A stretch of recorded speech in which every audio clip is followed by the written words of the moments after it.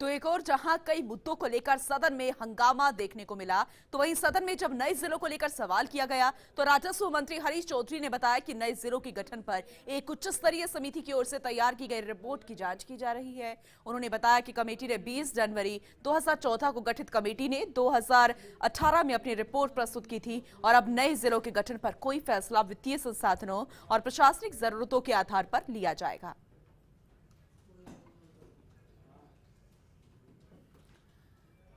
तो राजस्थान विधानसभा में आज भारत माता की जय, गाय और मंदिर को लेकर भी मुद्दा छाया रहा। खास बात यह रही कि तीनों ही मुद्दे अल्पसंख्यक विधायकों ने उठाए। किशनपोल के विधायक अमीन कागजी ने कहा कि भाजपा सरकार के समय जयपुर में कई मंदिर तोड़े गए और जनता की भावना के खिलाफ काम किया गया, और इसके बाद शिव से विधायक अमीन खान ने गायों का मामला उठाया। इस बीच बीजेपी विधायकों ने कहा कि कांग्रेस नेताओं को अपने बड़े नेताओं की जय बोलने में दिक्कत नहीं होती, लेकिन भारत माता की जय बोलने में परेशानी होती है। इस पर विधायक दानिश अबरार ने लगातार 3 बार भारत मां का जयकारा लगाया और कहा कि भारत माता की जय बोलने में किसी को भी आपत्ति नहीं है।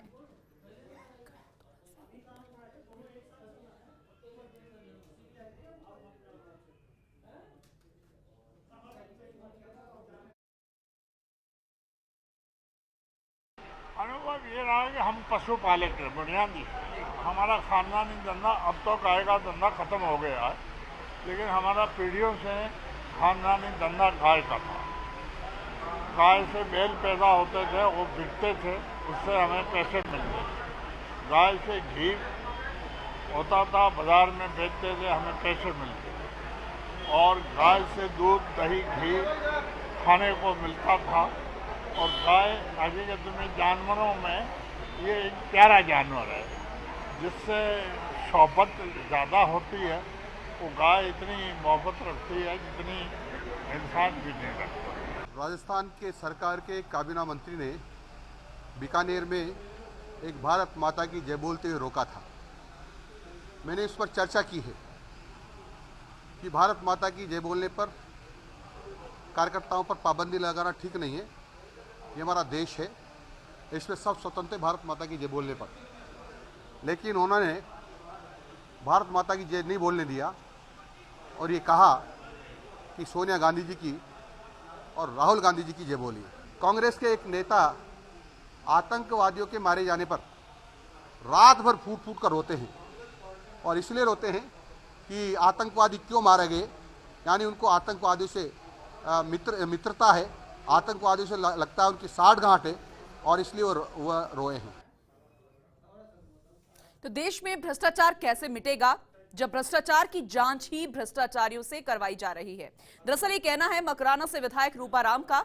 सदन के बाहर फर्स्ट इंडिया से खास बातचीत में उन्होंने कहा कि कई मंत्री और विधायक सड़क बनाने का दावा करते हैं, लेकिन हकीकत यह है कि जनता ने कई सड़क छापों को विधायक बना दिया है। सब पागल हैं, कोई लुटाकर पागल है तो कोई लुटकर पागल है। रूपाराम से खास बातचीत की फर्स्ट इंडिया संवाददाता नरेश शर्मा ने।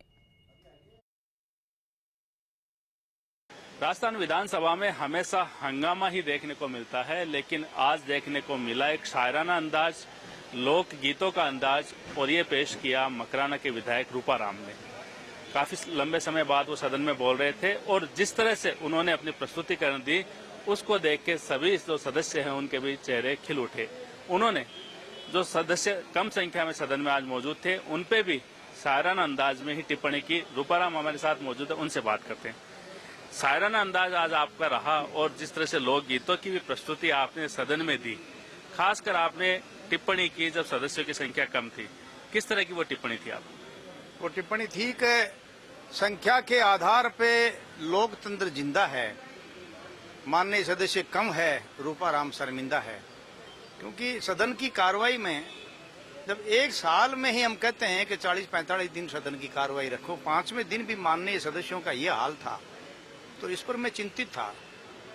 ये देखकर फिर शुरुआत मैंने राजनीति के बारे में शुरू से ऐसी की। मैंने कहा कि ये भक्ति है, साधना है, तपस्या है, मनुष्य का जीवन आधारित है राम और राज पर।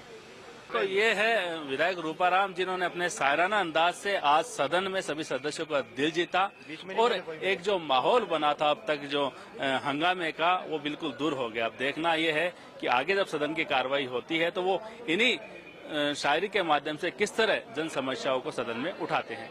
कैमरामैन सुरेंद्र के साथ Naresh Sharma, first India news, Jaipur.